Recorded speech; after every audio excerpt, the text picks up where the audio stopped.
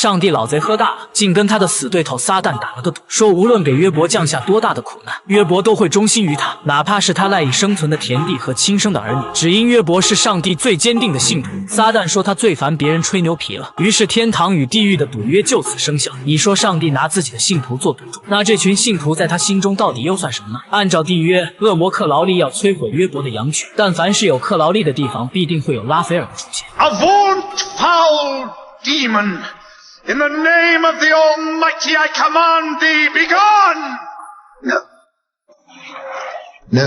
原来这次比较特殊，克劳利制造灾祸是有营业许可证的，甚至还得到了上帝的加急特批，所以拉斐尔也只能眼睁睁看着羊群被毁灭。紧接着他回到天堂询问缘由，书天使经过美化，说出了上帝赌约的全过程，而大天使加百列更是个马屁精，狂夸赞上帝的行为睿智，然后才轻描淡写的说出对约伯的补偿，如果约伯能给上帝长脸，便双倍补偿他的损失，其中也包括双倍的孩子。 His children?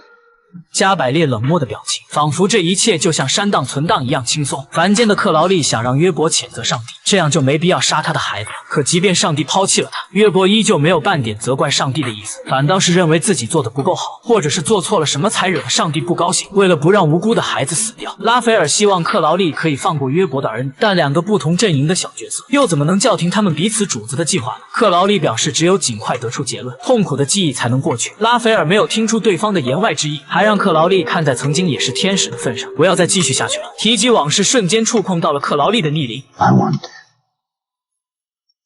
I long to destroy the blameless children of blameless Job, just as I destroyed his blameless goats.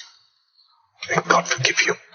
听到这种回答，拉斐尔极为伤心。不过让他没想到，院子里竟出现羊的叫声，甚至是从鸟嘴里发出来的声音。拉斐尔施法后才看清，约伯的羊群并没有被毁，想必克劳利已被打上心口不一的标签了。见谎言被戳破，克劳利立刻放火要烧死约伯的儿女。不愧是有什么老子就有什么孩子。此时此刻，他们还在呼喊上帝搭救。即便特效如此逼真，拉斐尔还是相信克劳利不会伤害孩子。看来克劳利的纸老虎形象已彻底被拉斐尔拿捏。果真，下一秒地面塌陷，大家都躲进了负一层。只有这样，既可以达到考验的效果，又不会得罪他们的主子。正当拉斐尔为自己猜对了得意时，克劳利就将3个孩子变成了爬行的蜥蜴，因为只有这样才能更好的保全他们。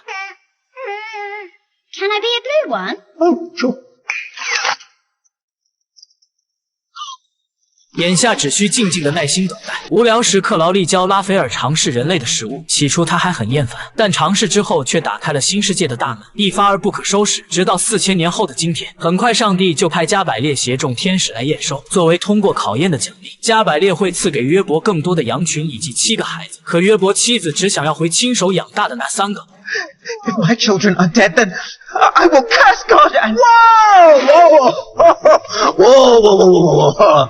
幸亏克劳利及时出现，打断了他接下来的诅咒，并向天使们解释自己是个妇产科医生。没有一位天使认出克劳利就是恶魔，看表情就知道天使们的智商余额不足。紧接着，克劳利在母亲的耳边轻声嘀咕几句，他仿佛就明白了一切。随后，他按照克劳利的指示，从约伯身上扯出3根肋骨，这怎么像刚才拉斐尔狂啃的牛肋骨？加百列还不懂装懂的说，凡人生孩子就是这样。趁大家不注意，拉斐尔将蜥蜴变回成孩子。不知情况的约伯却说出自己的孩子并没有死。妻子马上使眼色，不让丈夫乱说。可这还是引起了傻子，哦不对，是加百列的怀疑。他要求拉斐尔以上帝的名义保证没有欺骗。为了无辜的苍生和克劳利的善良，拉斐尔第一次说出了谎言。既然恶魔可以善良，那天使就可以说谎。好歹这场赌约是应付过去了。之后的4524年里，天使与恶魔分别完成着各自的任务指标。克劳利负责诱惑人类走向堕落，而拉斐尔负责保护人类，防止被克劳利诱惑。但在这个过程中，他们逐渐发现人类的复杂性和美好之处，开始对自己的任务产生了怀疑，并最终决定联手保护人类，阻止撒旦毁灭地球的计划。可危机依旧没有解除，大天使加百列居然一不苟夫的突然站在拉斐尔的书店门前。